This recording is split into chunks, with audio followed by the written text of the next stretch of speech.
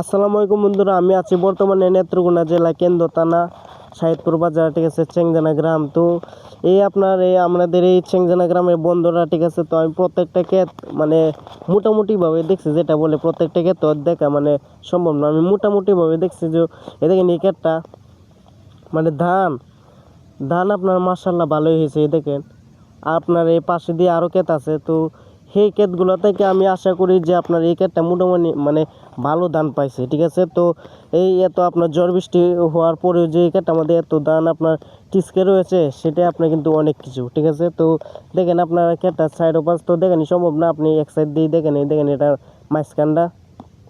তো এই এত ঝড় বৃষ্টিতেও আপনার কিন্তু ক্ষেতটা এই ধান লয়ে কিন্তু আপনার এটা আপনার মানে ধান গুছি টুছি কোনো ভাঙ্গি করে নাই, ঠিক আছে। তো ঝড় বৃষ্টি হয়েছে মোটামুটি আপনার ধান কিছুদিন আগে ছিল যখন ঝড় বৃষ্টি হয়েছিল, তখন আপনার ধানের মন ছিল 700 টাকার মতো, কিন্তু এখন বাজারে বর্তমানে 900 থেকে 1000 টাকার মতো হয়ে গেছে, ঠিক আছে, ধান।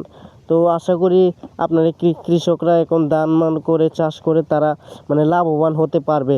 যে কিছুদিন আগে যে দিনগুলো গেছে, সেই দিনগুলো আপনার একেবারে মানে অসহ্যকর। কীভাবে আপনার এই 1300-1400 টাকা মন ধান, সেখানে আপনার ছিল আপনার 7000 টাকার মতো। এখন আলহামদুলিল্লাহ নিয়ন্ত্রণে আসবে অবশ্যই। তো ধানের দেখেন পরিস্থিতি, তো ধানের পরিস্থিতি মোটামুটি ভালোই। আর যাদের মানে লস গেছে, যারা আপনার বৃষ্টির আগে মানে কাটার চেষ্টা করতেছিল, তারা অনেক মানে লোকসান খাইছে। তাদের ধানে আপনার কেরুল এসে পড়ছে, তো লসটা মানে তাদের উপরে গেছে। তো আর যারা এখন যাদের ক্ষেত থাকতেছে, তারা আশা করি ভালোই আছে। তো এই ক্ষেতটার বিষয়ে আমি একটা কথা বলবো যে এরকমভাবে যদি আপনার প্রত্যেকটা ক্ষেত হইতো, তাহলে অবশ্যই মানে আমাদের মানে কুড়াই এখন আপনার রপ্তানি যেটাকে বলে, তো সেটা আপনার পর্যাপ্ত পরিমাণ হইতো। তো ক্ষেতে ধান আপনার কমই হয়েছে এই বৃষ্টি বাদলের কারণে।